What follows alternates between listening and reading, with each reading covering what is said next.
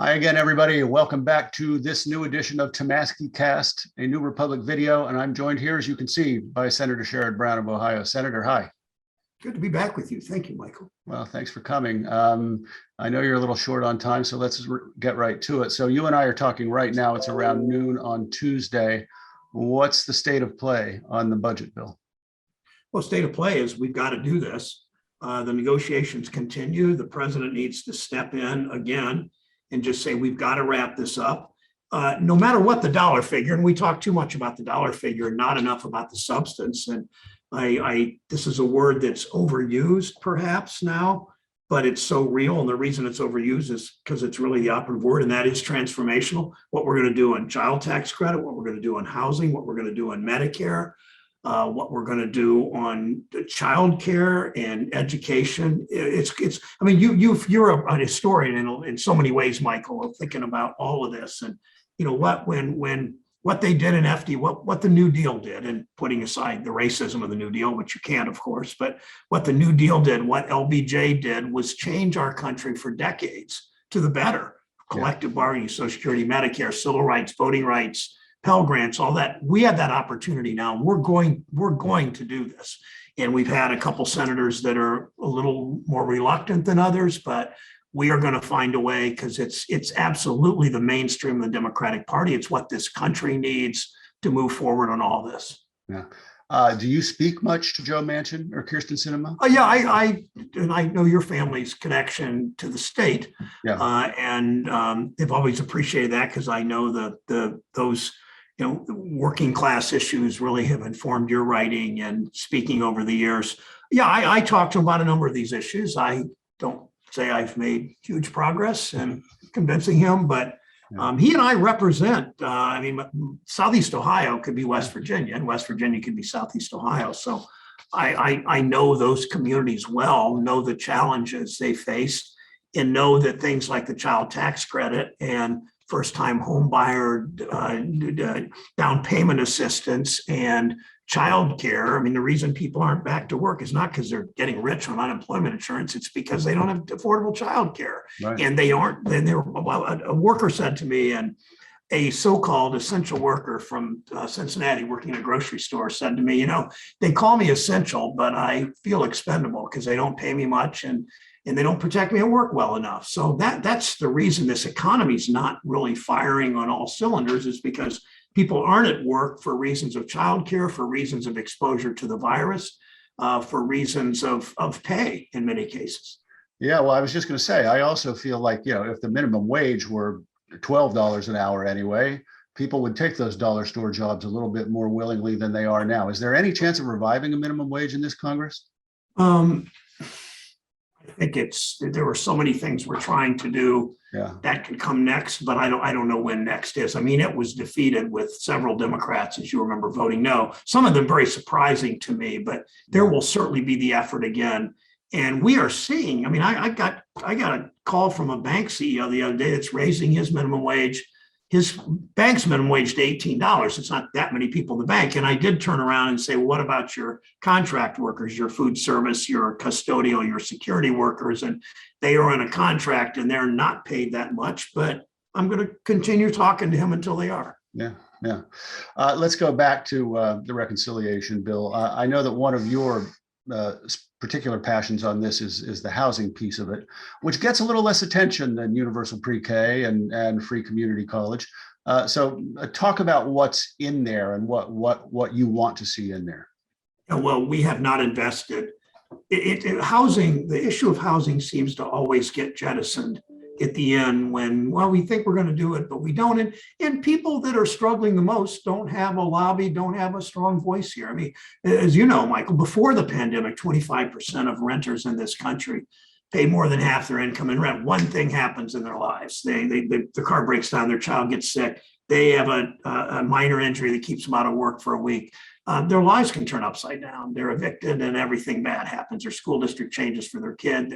Everything it's often a downward spiral. So we're going to invest more in public housing. We're going to invest in vouchers, both the project-based and the tenant-based vouchers, which have long waiting lists. We're going to invest in the Home Act and housing trusts and all the kinds of things that have worked in the past, but just not had the kind of investments that they need. And we do this right, it makes a huge difference. And at the same time, it's a lot of job creation in housing because we are so underbuilt in terms of providing accessible, affordable housing for Americans of all incomes. This isn't just, poor people, the lowest income people in housing projects. These are people that have never. I mean, one of the things we're really working on is people that are living in redlined areas. They've been victimized by the black codes, then Jim Crow, then redlining. We want them, we know the huge gap between black homeownership and white homeownership and brown homeownership too. It's Sure. about the same as black homeownership. And that's the path to a more middle-class life in terms of wealth inequality, giving people intergenerational passing on of savings from owning a home. So all of that is tied up in this to create a more vibrant middle class and give working families a chance. I mean, to me, infrastructure isn't just water and sewer and highways and bridges. It's the infrastructure of families having a foundation of their family so they can launch their children into a more prosperous, a little bit easier life. And that's kind of what we all should be fighting for.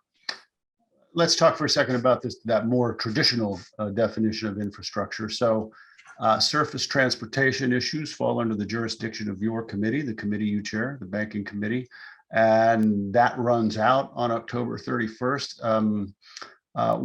What happens? I mean, that also happens to be Halloween. What turns into a pumpkin if nothing's passed by October 31st? Well, we'll do something to make sure that's protected. Yeah. But my focus is Senate jurisdiction. Nobody really understands, even if they're here, they may not. But my focus, because of those sort of predetermined guidelines, is to really invest in public transit, and we're doing all kinds of innovative things in public transit that matter. I mean, I was yesterday, and it would have been Monday, the October 18th, I think. I was in Lake County, an exurban area east of Cleveland. They have the highest percentage of. They're going to be the first to get an all-electric bus fleet in the country, I believe. Certainly in Ohio. They have moved their buses from diesel over time. I mean, they're not done yet, but diesel to no zero emissions or very low emissions. And it will. It's a major thing on climate. It's a major job creator. And I spoke to a mechanic who looked to be in his 50s and asked him about the transition, and he's eager. He said, "Yeah, I know how to do." I know how to do diesel engines. I don't yet know how to do this other, but it's clearly he's eager to learn. And so we're going to have a good transition into clean energy that will help set the tone. We know a lot of energy is the transportation sector. A lot of climate damage comes from transportation, and we can mitigate that. Speaking of this, given the gauntlet that Senator Manchin threw down last week about the climate stuff in the bill and the CEPP, I know the Biden administration is trying to thread the needle there. Is there a way to salvage anything there, do you think? I don't know. I was very concerned about that. We need Joe Manchin's support on this bill. There are certain things we can't do for him. We can't. We're not going to have a work requirement for the child tax credit because we know it's dropped the poverty rate by 40%. And I will do everything, and I mean everything, to make sure that that doesn't happen, keeping in mind that Senator Manchin was the co-sponsor of this bill with 46 other Democrats that did this expansion and full refundability, especially for the nation's poorest and some of the poorest senators and West Virginia, poorest citizens in West Virginia and Ohio. So we are all doing. Every other committee chair, I think, is doing as much as possible in climate as our jurisdiction allows. And I'm doing that on housing, and I'm doing that on public transit, and we'll work to continue to do that because that's really, really, really important. Let me turn to inflation. You know a lot about economics and fiscal policy and monetary policy. Where do you see inflation going? Does it concern you politically as a long-term thing? Well, it concerns me in that Republicans think that's their path. Calling out inflation and blaming it on Democrats is their path to electoral, next to their phony issues of critical race theory, things like that is their path, or things like that. It is the path to election for them and taking the majority in both houses. I don't. I listen to the pretty conservative chair of the Federal Reserve appointed by Trump. I do the more progressive Treasury Secretary, former chair of the Federal Reserve, Janet Yellen. I have concerns about inflation. I believe them that it's transitory, but I also understand that we, in spite of what the right wing says, because we are paying for these expenditures we're doing, and the reconciliation Build Back Better, we are that it doesn't really contribute to inflation. Republicans are going to keep talking about it. It will be self-creating in some sense, but Mike, it's concern, but not alarm. Okay. Last topic that I want to cover is about your state.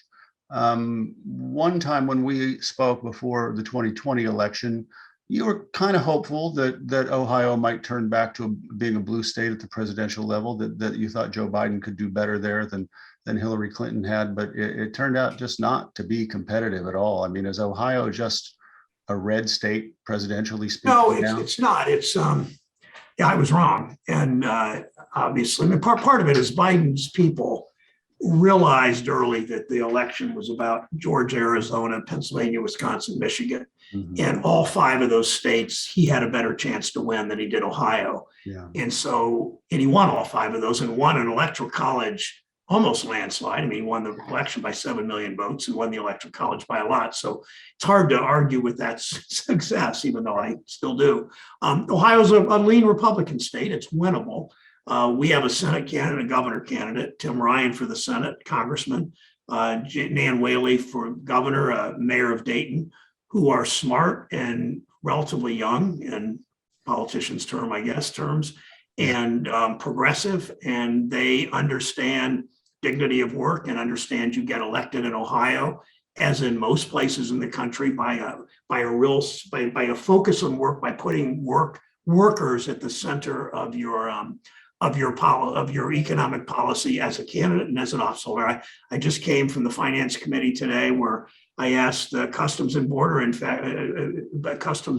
Inspection nominee.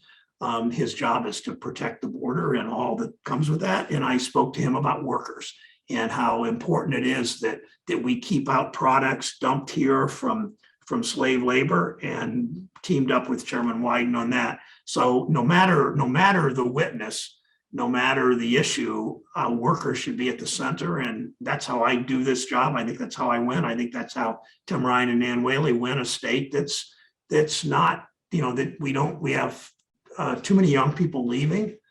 So we're not getting more diverse. We're not getting younger. And that's a challenge politically. Quickly tell folks who their likely opponents are.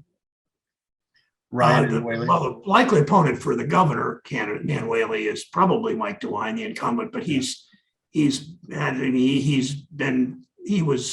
pretty well at the beginning of the pandemic, but not so much now, and the voters know it. Ohio ranks in the bottom 5 or 10 on everything about COVID: deaths, hospitalizations, infections, vaccinations. We're just almost at the bottom on everything, and it's embarrassing. We should do better. The Senate race is a bunch of right-wing Trump. One said that telling children to wear masks is child abuse. I mean, that's the kind of candidates these are. And I'll close with a story that I got the pleasure of walking my 6, 7, and 8-year-old grandchildren to school one day, a couple times in Columbus. They live in Columbus City Schools. And as we approach the schoolyard, we're walking, it's outside, about a 20-minute walk.